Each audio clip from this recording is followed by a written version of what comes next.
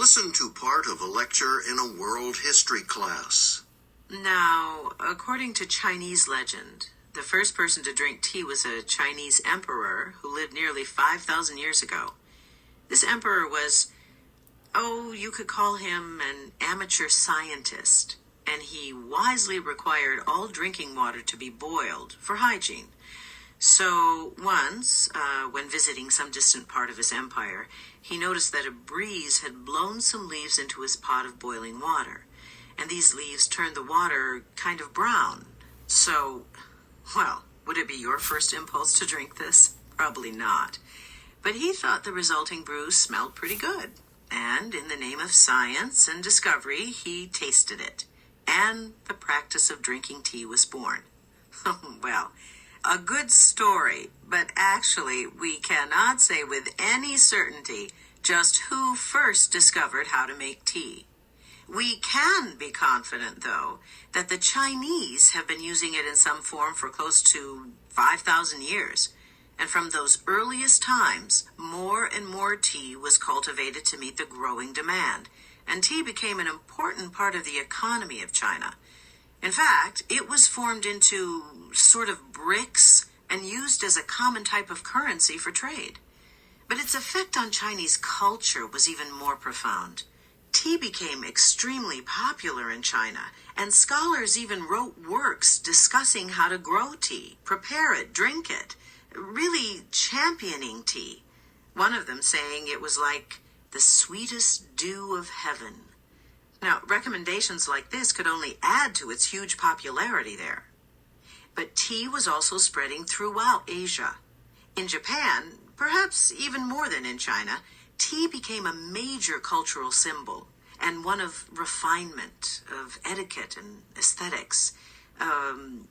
Best seen in the traditional Japanese tea ceremony, which is still performed today. This is an intricate formal ritual, a ceremony that can take hours to complete. Clearly, tea became not just a beverage in Japanese culture, but much, much more. Tea eventually got to Western Europe after European traders, mainly Portuguese and Dutch, brought the first small commercial shipment of tea back to Europe. Unfortunately, it was mostly just treated as a curiosity, since no one knew quite how it was supposed to be used. A few had some pretty strong opinions, though. One German doctor wrote a book saying tea was harmful, actually poisonous. But at about the same time, another doctor from Holland wrote another book calling tea a miracle cure for just about everything. Who to believe? So, anyway, tea didn't really catch on in Germany or France as something just to enjoy drinking. They seemed to prefer coffee. But England did take to tea, and to an extent that nobody could have foreseen, such that even today we tend to associate England, Great Britain, with tea. And, a bit of perspective. At the start of the 18th century, almost nobody in England drank tea. But by the end of it, almost everybody did. By the 1750s, official records showed tea imports up from almost nothing to about 20 million kilos. And those records didn't even begin to account for all the tea smuggled into the country illegally to avoid paying taxes. And as for reasons for the popularity of tea there, tea first became fashionable after the King of England married a Portuguese princess who loved tea. And pretty soon, more and more people started copying her and drinking tea. Later, when a direct trade route was established between China and England, the supply of tea greatly increased. Most important, though, tea drinking became sociable. And although coffee houses or taverns were generally considered to be for men only, tea shops became places where women could come and even bring their families.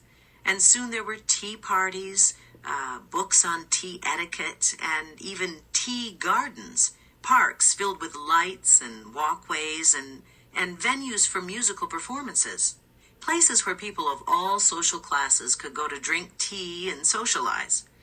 By the end of the 18th century, all classes of English society drank tea.